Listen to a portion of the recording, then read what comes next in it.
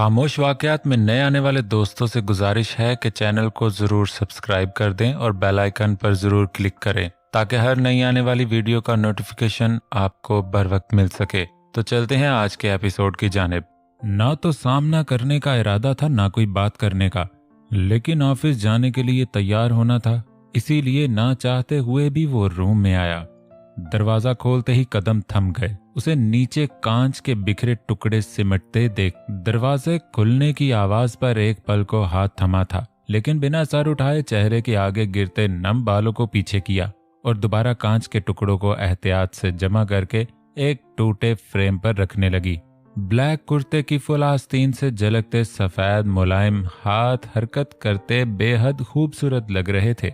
शदीद गुस्सा और नाराजगी के बावजूद भी उसे देखकर जो दिल की धड़कनें एक धुन में धड़क कर जिंदगी का एहसास देती थी, उनको काबू कर पाना नामुमकिन था।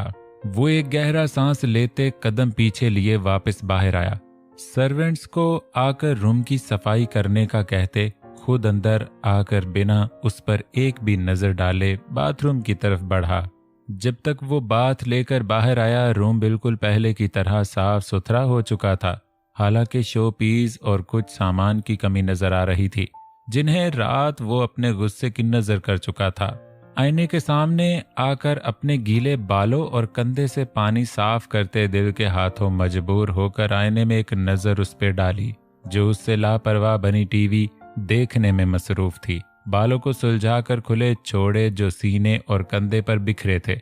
ब्लैक ड्रेस में बिना किसी मेकअप सजावट के सादा सी इतनी खूबसूरत लग रही थी कि उसका दिल किया बस देखता जाए। उसकी रात की ज्यादती के असर से सुर्ख हुए लब आपस में सख्ती से जुड़े हुए थे। ऐना का ध्यान तो सारा उस पर ही था, लेकिन ये बेनियाजी दिखाने का अंदाज था कि टीवी पर चलते इश्तिहार को भी बहुत गौर से देख रही थी।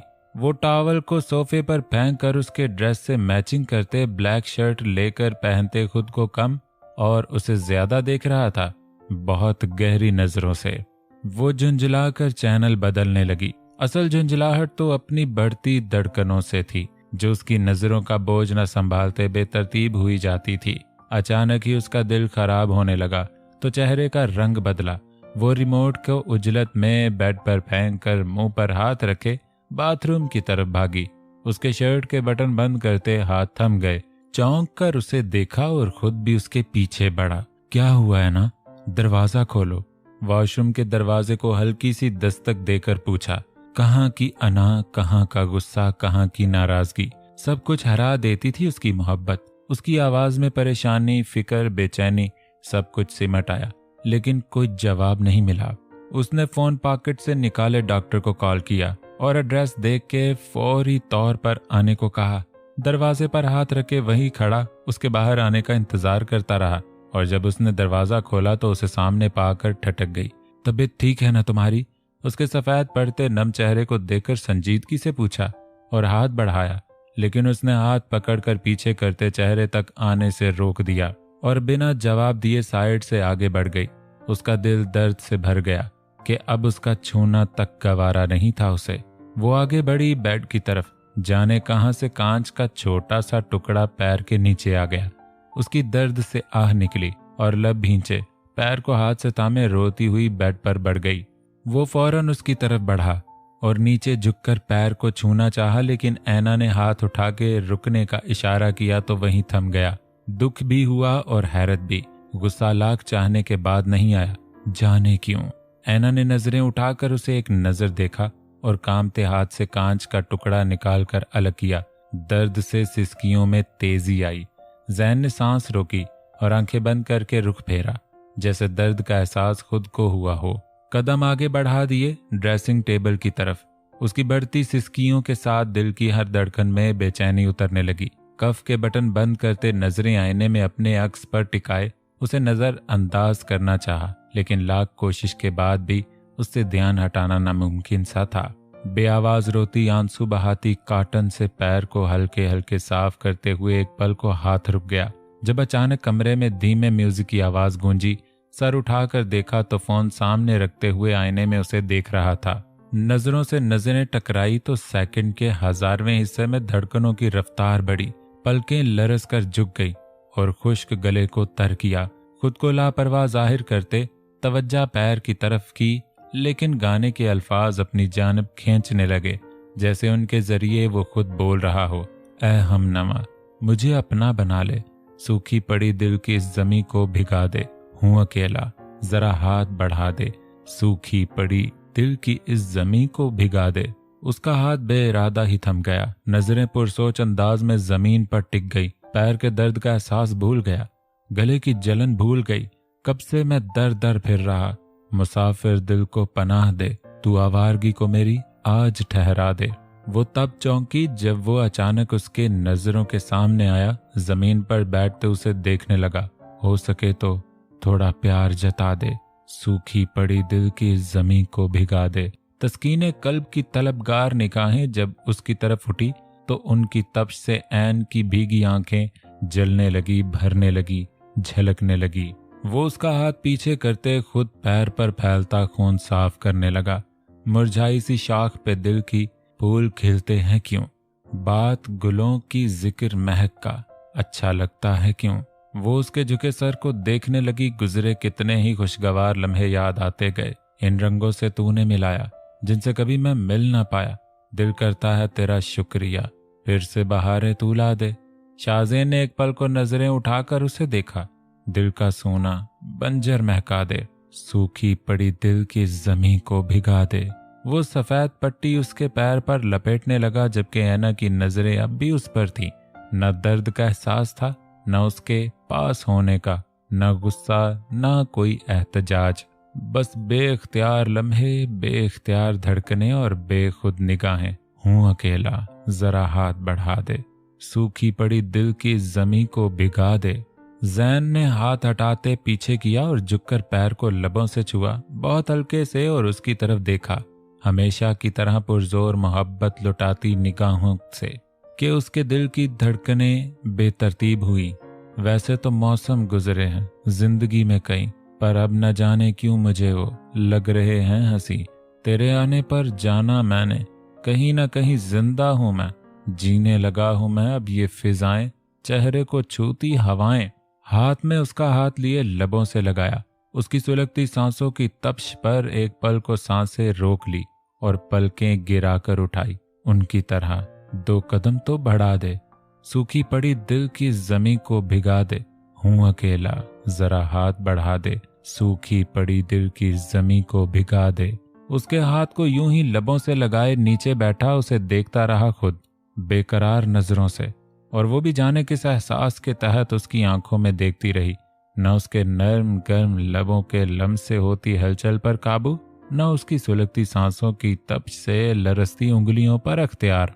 जैसे उसके सहर ने जकड़े रखा हो और वो चाह के भी फरार ना हो पा रही हो। शाहज़ेन ने उठकर बेड पर उसके करीब बैठते हुए उसका सर सीने से लगाया और उसे अपने हिसारे बाजू में लिए बालों पर लब रखकर आंखें बंद की।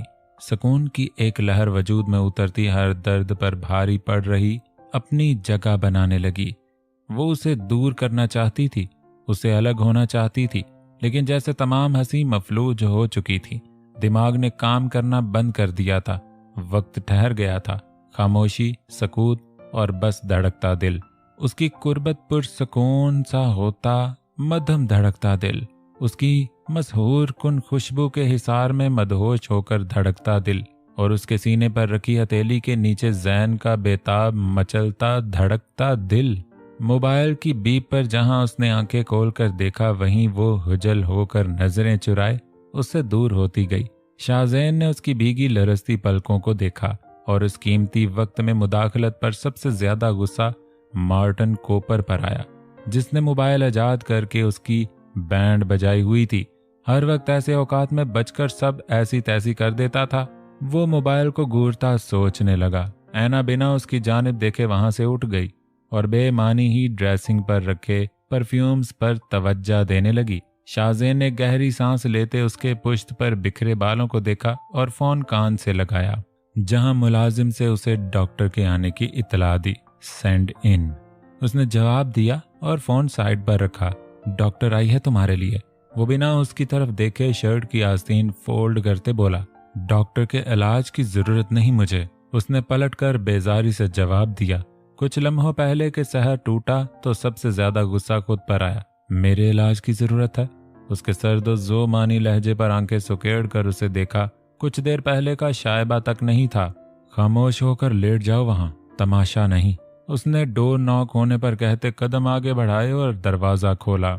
डॉक्टर अंदर आई तो खुद उसे एक नजर देकर हाथ धोने वॉशरूम की तरफ बढ़ गया ताकि उसकी गैर मौजूदगी में वो आराम से चेकअप करवा सके। वो डॉक्टर से चेकअप करवाती उसे पिछले कुछ दिनों से अचानक होती तबीयत खराब के बारे में बताने लगी, अपनी बदलती कैफियत के बारे में बताने लगी, जिसे सुनकर डॉक्टर मुस्कुरा दी।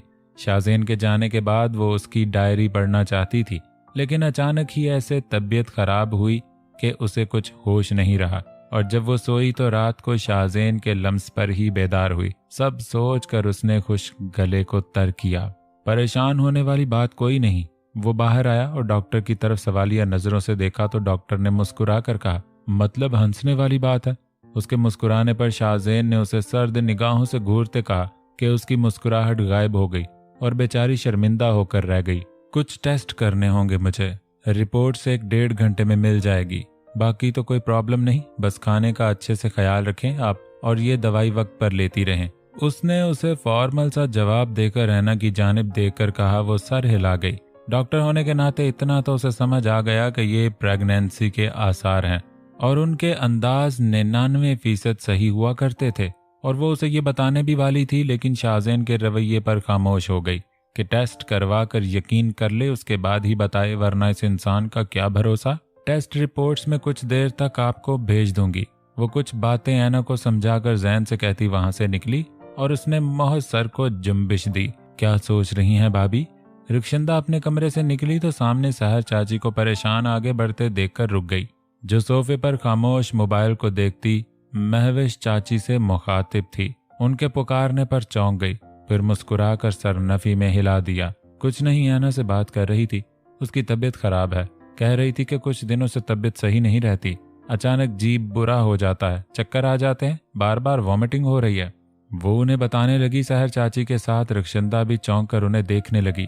रुखशंदा के तेवर तो पल में बिगड़ गए, जबकि सहर चाची मुस्कुरा कर उन्हें देखने लगी। क्या आप भी वही सोच रही हैं जो मैं सोच रही हूँ? उन्होंने मुस्कुराते देखकर पूछा। और क्या बात हो सकती है भाभी? वो खुशी से खुलकर बोली। जब जैन अहमियत रखता था तो जैन से जुड़ी हर बात अहमियत रखती थी। बहुत ही खुशी की बात है, अल्लाह सब ठीक रखे बस। महवी चाची ने दिल से दुआ करते कहा। रुखशंदा माथे पर लकीरें लिए पलटकर अपने कमरे में चली गई। वो जो ऐना से बात न होने पर झुलाई हुई थी कि कैसे उस आग को मजीद भड़काए, कैसे उनको अलग करे इससे पहले कि वो जैन के हाथों में आकर उसे माफ कर दे। इस बात ने उसे मजीद परेशान कर दिया, क्योंकि अगर ऐसा हुआ तो फिर उन्हें अलग करने की तमाम कोशिशें नाकाम होंगी। वो बच्चा दोनों को वापस जोड़ देगा, सब खत्म हो जाएगा। खान के इरादे, उसका जैन को बर्बाद करने का मौका, सब कुछ खत्म हो जाएगा। मैं जैन से कह देती हूँ कि वो किसी अच्छी सी डॉक्टर से चेकअप करवा लें, है ना? सहर चाची ने कुछ सोचते जोश से कहा और फोन जैन के नंबर पर मिलाया। सिर्फ अंदाजा लगाकर ही दोनों बेहद खुश थी। घर में कोई नहीं था, वरना अब तक शोर मचा होता। लीजिए, मैं तो भूल गई, उन्होंने भला कब हमारा फोन उठाया है? 2 बार कोशिश करने के बाद उन्होंने खफगी से फोन को देखते कहा, मसरूफ होंगे किसी काम में। बड़ी चाची ने अपने भतीजे की साइड लेते बचाव किया तो उनकी घूरी का रुख उनकी तरफ हुआ। जी हाँ, मैं तो जानती ही नहीं उन्हें, उन्होंने खफगी से कहा। अच्छा, वेज को आने दें, करवा देता है बात, उन्होंने हंसते कहा तो वो भी मुस्कुरा दी।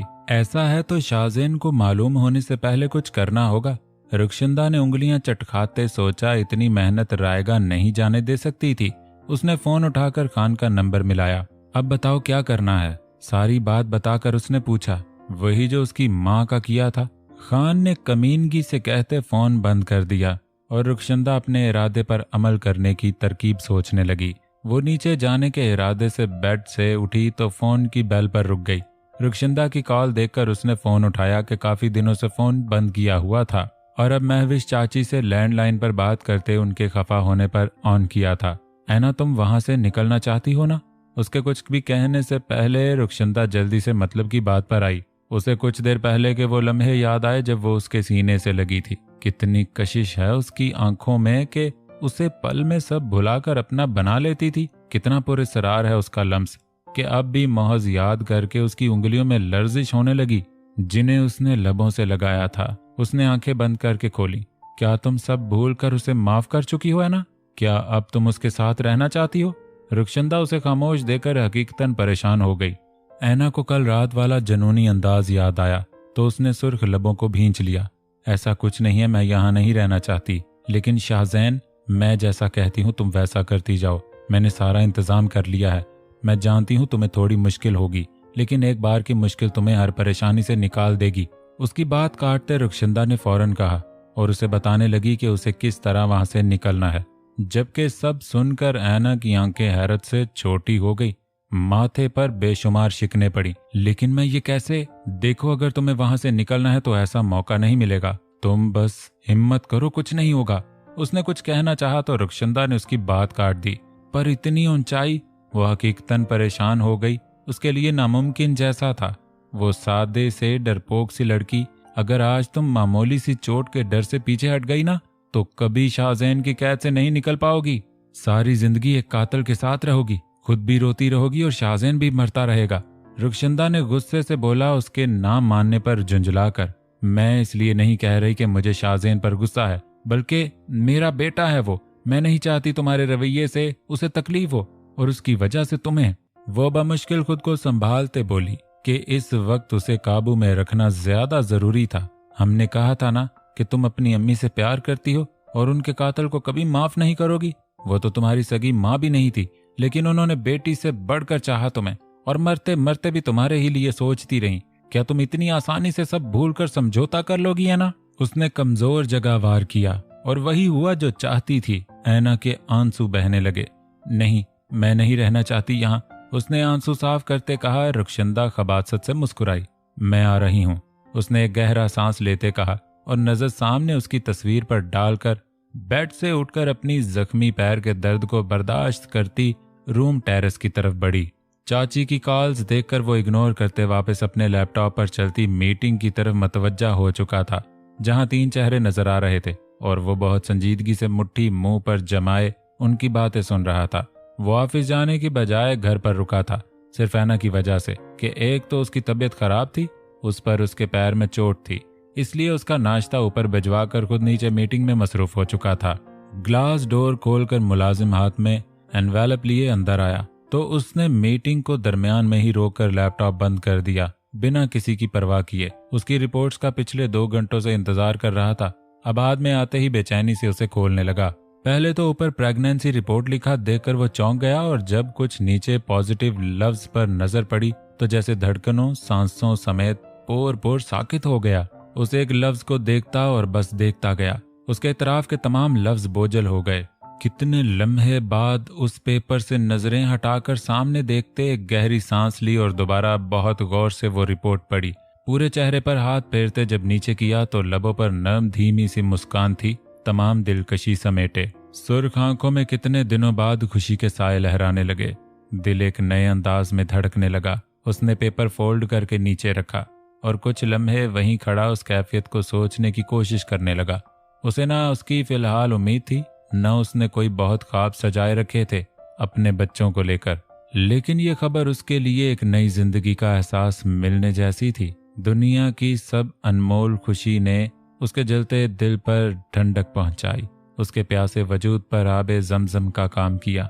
ऐसा लगा जैसे हर गम का अजाला हो गया, हर परेशानी कहीं खो गई। उसने दिल से खुदा को याद करके शुक्र अदा किया जिसने उसे ये खुशी देकर दुनिया की सबसे कीमती दौलत उसकी किस्मत में डाली। और अब इस खुशी को दोगुना करने के लिए उसने कदम ऊपर की तरफ बढ़ाए।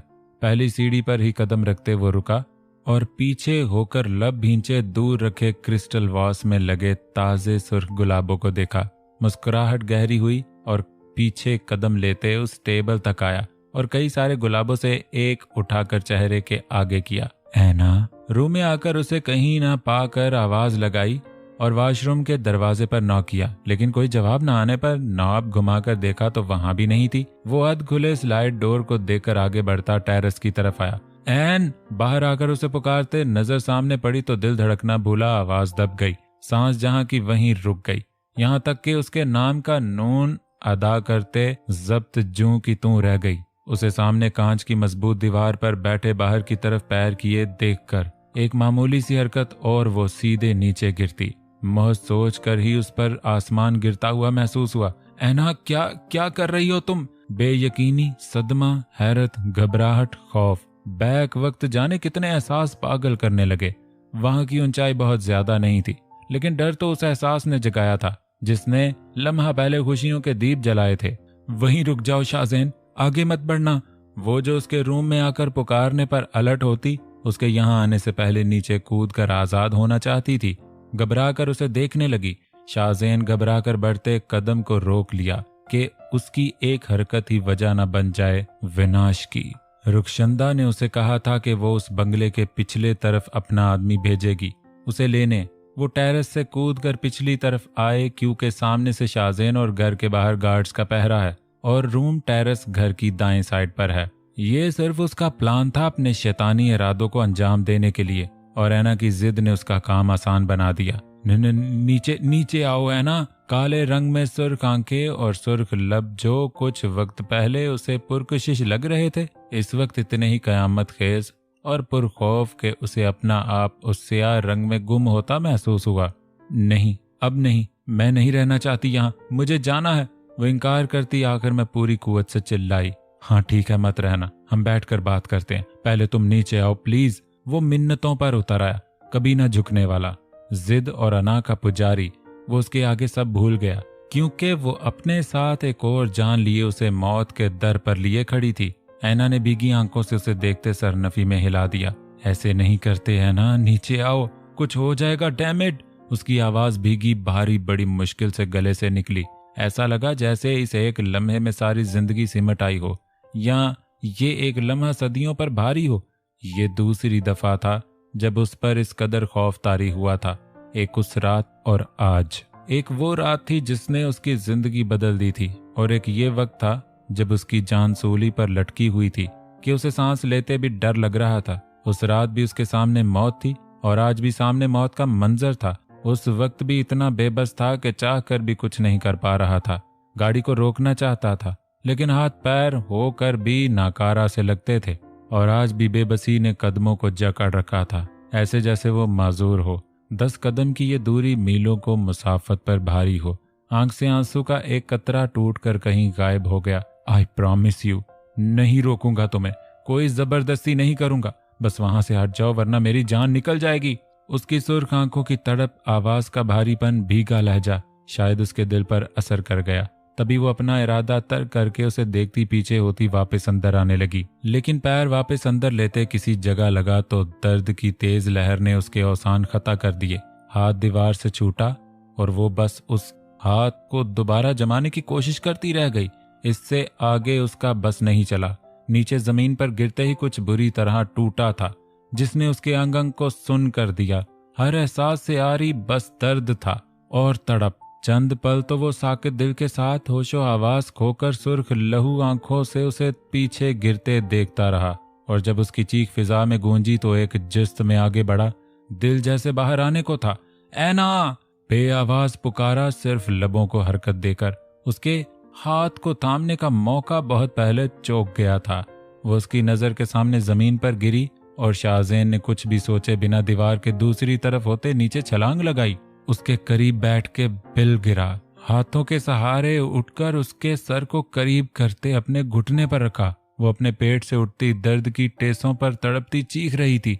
शाहज़ैन ने उसके चेहरे को छूते उसे बेचैन नजरों से देखा और अपने बाजुओं में उठाए गेट की तरफ भागा। उसे आगे बढ़ते देखकर ही गार्ड्स, मुलाजिम सब अलर्ट हो गए। गेट से बाहर निकलते ही गाड़ी सामने आ गई और डोर खोला गया। वो पिछली सीट पर उसे लिए बैठा। आवाज जैसे हल्क में कहीं दब कर रह गई थी। नजरें कभी उसकी बंद होती आंखों पर, कभी उसके फड़फड़ाते सुर्ख लबों पर जिनसे वो बेतरतीब सांसें ले रही थी। सर पर पीछे भी चोट आई थी जिससे सुर्ख लहू उसकी हथेली और बाजू को रंगीन कर गया था, लेकिन पेट का दर्द बेहद जानलेवा था, उसकी बर्दाश्त से बाहर। तभी वो होश खोने लगी। शाहज़ैन ने उसे पूरा खुद में भींच लिया। वो भीगी सुर्ख निगाहों से उसके पेट पर सख्त होते हाथ को देखकर आंखें मींच ली।